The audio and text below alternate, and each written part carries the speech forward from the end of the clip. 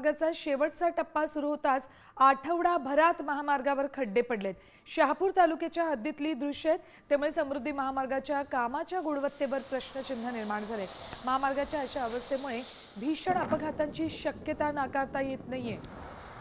एकतर या महामार्गावरून वाहनं सुसाट जातात आणि त्यातच जर असे खड्डे असतील आणि या खड्ड्यांमधून वाहनं सुसाट जात असतील तर मग किती भीषण दुर्घटना घडेल याचा विचार करणं प्रशासनानं आवश्यक आहे।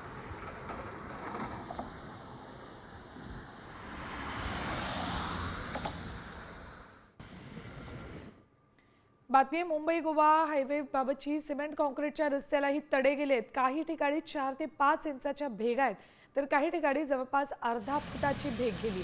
आरवली पुलाजवळ त्यामुळे अपघात होण्याचा धोका आहे। मुसळधार पावसामुळे या भेगा रुंदावण्याची शक्यता आहे। लक्ष न दिल्यास हा भाग देखील खचण्याची भीती व्यक्त केली जाते। काही ठिकाणी तर अर्धा फुटांच्या भेगा पडल्यात।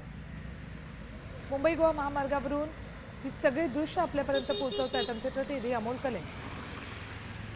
मुंबई गोवा महामार्गाच्या कामाबाबत पुन्हा एकदा प्रश्नचिन्ह निर्माण झालेला आहे, कारण कोकणामध्ये मुसळधार पाऊस पडतो आणि या पावसामुळे या मुंबई गोवा महामार्गाच्या अनेक ज्या संरक्षक भिंती आहेत त्या कोसळलेल्या आहेत। आणि आत्ता दुसरा मुद्दा जो आहे संगमेश्वरमधल्या आरवली नजीकच्या या कॉन्क्रीटला मोठे तडे गेलेले आहेत। जवळपास अर्धा किलोमीटर परिसरामध्ये हे तडे गेलेले आहेत, मोठमोठ्या भेगा पडलेल्या आहेत आणि सतत पाऊस पडतो आहे आणि या पावसामुळं इथला भाग हा खचण्याची जी आहे ती भीती निर्माण झालेली आहे। एकंदरीत पाहिलं तर मुंबई गोवा महामार्गाच्या कामाबद्दल मोठी साशंकता निर्माण झालेली आहे। आपण पाहताय की या ठिकाणी मोठमोठे तडे गेलेले आहेत। आपण या दृश्यांच्या माध्यमातून पाहिलं तर या मुंबई गोवा महामार्गाचा जो आरवलीचा परिसर आहे, या आरवलीच्या परिसरामध्ये हे तडे गेलेले आहेत। अमोल काले, साम टीव्ही, रत्नागिरी।